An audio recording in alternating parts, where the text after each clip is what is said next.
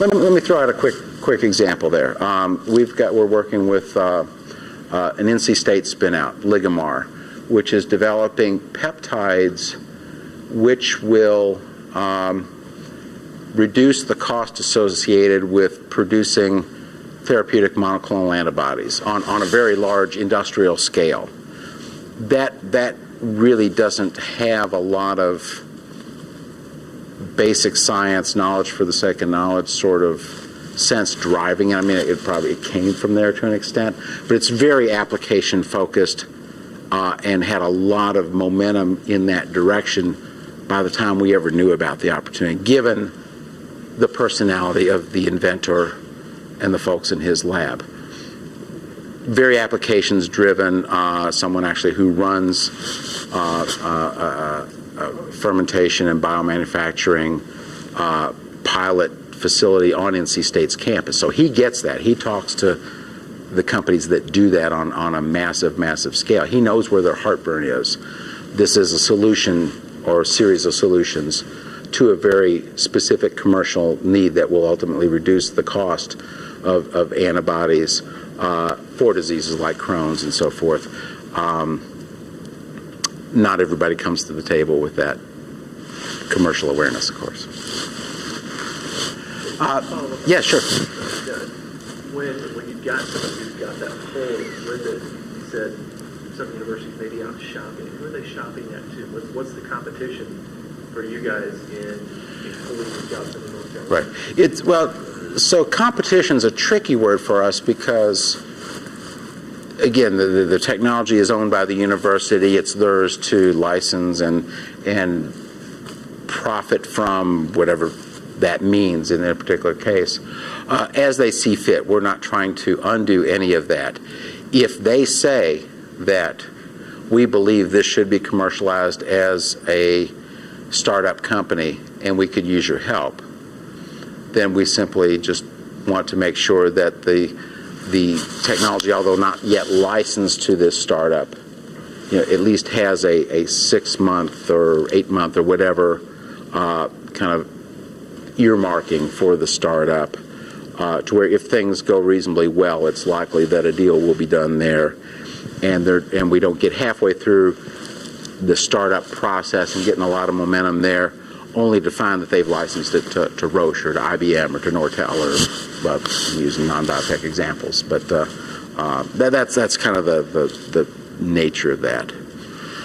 And I'm looking at the clock, so rather than read through all these, this is just to give you a sense of the scope of, don't want to go too far here, of the types of folks, the scope of services that we're drawing from the community. And frankly, there's a wealth of folks in any one of these areas, whether it's kind of the general business support or somewhat the more strategic things, even from freelance grants writers on to regulatory people and folks who've developed technologies in a similar space. We at the BioTech Center and the folks in the Tech Transfer Office don't have to have all that bandwidth, have to have all that experience. It's actually well represented in the state, and frankly, we're not limited to using providers in the state. I've got a few out of state. Whatever it takes to make this opportunity take flight, where the jobs are created here, that's fine. In fact, over the upcoming year, I'm going to start marketing this to out-of-state universities. As long as the startup is founded here, we're good. Yeah, question.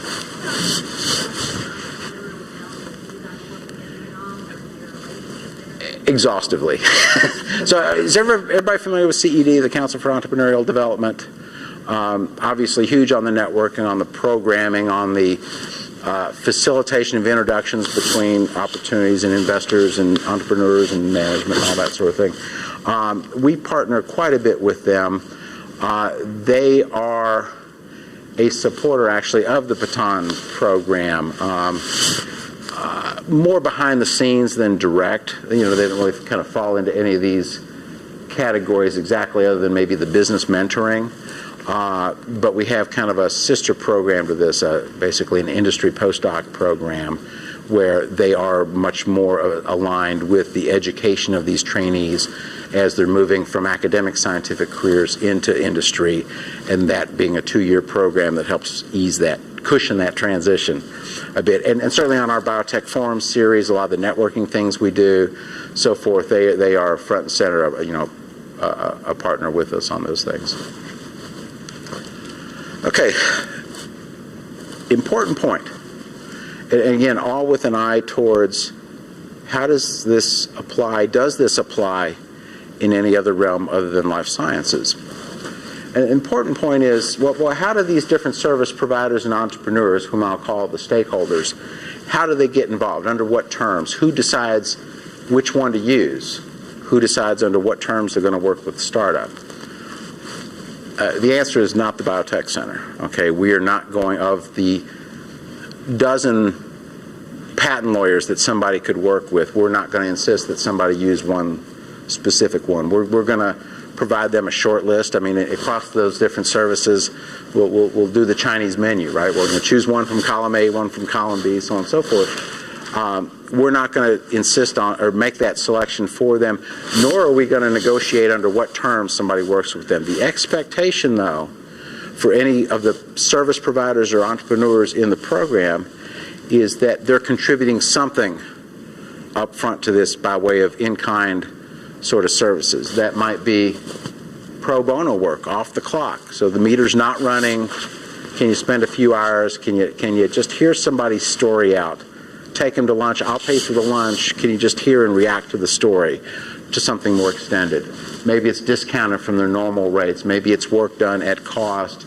Maybe it's compensation that's deferred until the company raises its first round of funding. For somebody that's really crucial to the effort, that corporate lawyer, the IP attorney, that sort of thing, maybe they're working for an equity stake in the company, an ownership stake in the company. All good. Very often it's some hybrid of two or more of these arrangements. We don't have a dog in that fight. That's a business-to-business choice that's made. But again, the expectation is that the providers, in exchange for access to early opportunities and relationships that they might not have known about before, is they're willing to pony up something. They're willing to put some skin in the game. And to the extent that we can, we try to shift the service providers that work in the world of billable hours away from that in terms of an open-end billable hours arrangement to one that's more, there's a defined deliverable at the end of their engagement and there's a fixed cost. It might be wiggle a little bit, but kind of within an order of magnitude, we know that the company knows what that's going to cost. And again, this is a company that typically has no more than 2 nickels to rub together, and they borrowed one of them from us, and so we try to look out for these companies in that fashion. Now, with regard, okay, sorry for the fading. I corrected this and uncorrected it at the same time. In regards to bringing on that entrepreneur as the first CEO for these opportunities, we maintain basically a database, a Rolodex, an entrepreneurial talent pool that is comprised either of the serial entrepreneurs, the folks who've done this, been there, done that, been successful. They have whatever chemical imbalance forces them to want to do it again, right? Maybe it's somebody being downsized or retired from a corporate world. Right now we get a lot of folks from GSK, as you might guess, who want to see if they can still do their magic when they have no budget and they have no staff that jumps when they snap their fingers.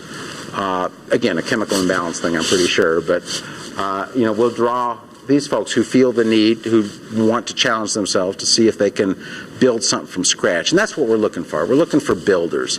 That next CEO might be the one to go raise a $2 million round for this thing. But right now, we've got to have somebody find where's the underlying story here? Where's something compelling about this?